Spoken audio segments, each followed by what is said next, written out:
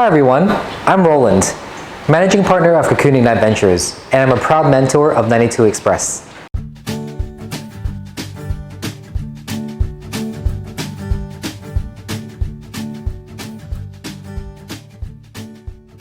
Hi everyone, I'm Nancy.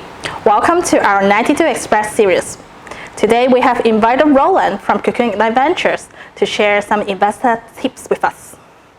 Hi Roland, we know there are VC, angel investors, seed investor. What are the differences? I would bucket it into three main categories to differentiate between an institutional investor and an individual angel investor. It's usually separated between the timing, structure, and support of that investor. So timing. There's a difference between short-term money and long-term money. And oftentimes, I think angel investors fall into the category of short-term money, meaning that they're best suited to perhaps invest in the first couple of rounds of the company without an intention of carrying on further investments later on down the line. Whereas an institutional investor may be thinking more in a long-term capital or long-term timing in terms of funding, meaning that the way institutional investors think is they're able to invest not just in a first couple of rounds in the beginning, but carry on funding the company as the company grows.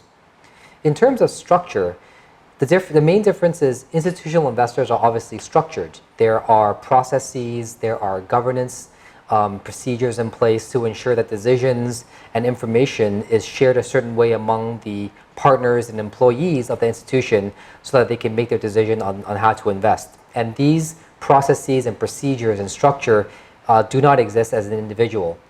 The reason why these processes and procedures exist and are also very important for institutional investors is because the areas of how they think about why to invest and when to invest and all that analysis requires group thinking that exists in institutional investors that may not exist when it comes to an individual. And finally, when it comes to support, because institutions is not operating usually with one or two people, it's usually a collection of people and there are teams in place, the type of support you may expect from an institution could be a lot more complete, robust. I wouldn't necessarily say better, but it's just more holistic than what you would expect from an individual simply because of capacity. So across timing, structure, and the type of support, those are the main differences between institutions and individual angel investors. Thank you, Roland.